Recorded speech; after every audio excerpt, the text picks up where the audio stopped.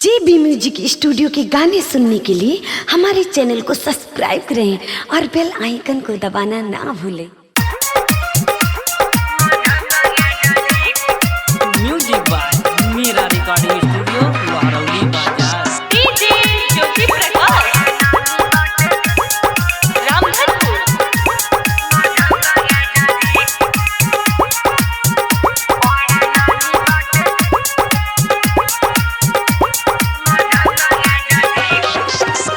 अरे होला दूरी दूरी ससुरक मोरा नौआ राजा जी, होला दूरी दूरी ससुरक मोरा नौआ राजा जी। बड़ा नामी बाटे जमादा माझौआ राजा जी, बड़ा नामी बाटे जमादा माझौआ राजा जी।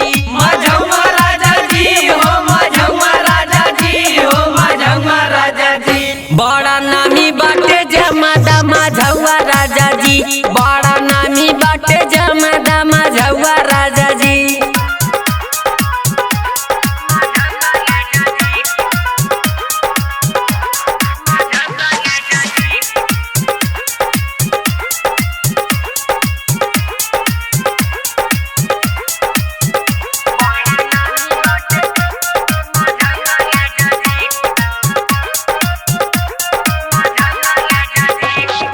गंधरिया या गंधर्मा के नौआ मशहूर हो, हमारा जवारी के नौआ फैलल दूर दूर हो, हमारा जवारी के नौआ फैलल दूर दूर हो।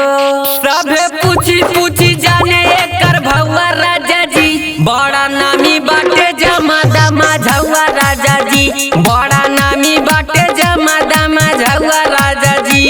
माझौआ राजा जी हो, माझौआ राजा जी हो, माझौआ राजा जी। बड़ा नामी बाटे जमादा माझौआ राजा जी, बड़ा नामी बाटे जमादा माझौआ राजा जी।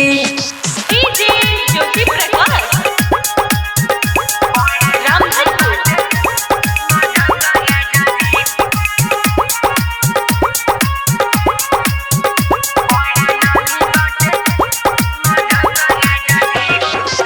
पड़रिया धरा हनुमानी गंजी जैसे झलके पनिया, रवि रवानी जी के सुंदरी बलिखनिया, रवि रवानी जी के सुंदरी बलिखनिया। शिवम सैनिक यादव पौआ राजा जी, बड़ा नामी बाटे जमादा माझौआ राजा जी, बड़ा नामी बाटे जमादा माझौआ राजा जी। माझौआ राजा जी हो, माझौआ राजा जी हो, माझौआ राजा जी। बड़ा नामी बाटे जमादा माझौआ राजा जी, बड़ा नामी बाटे जमादा माझौआ राजा जी। होला दूरी दूरी ससुर मोरा नौआ राजा जी, बड़ा नामी बाटे जमादा माझौआ राजा जी, बड़ा नामी बाटे जमादा माझौआ राजा जी। माझौआ राजा जी हो, माझौआ राजा जी हो, माझौआ राजा जी। बड़ा नामी बाटे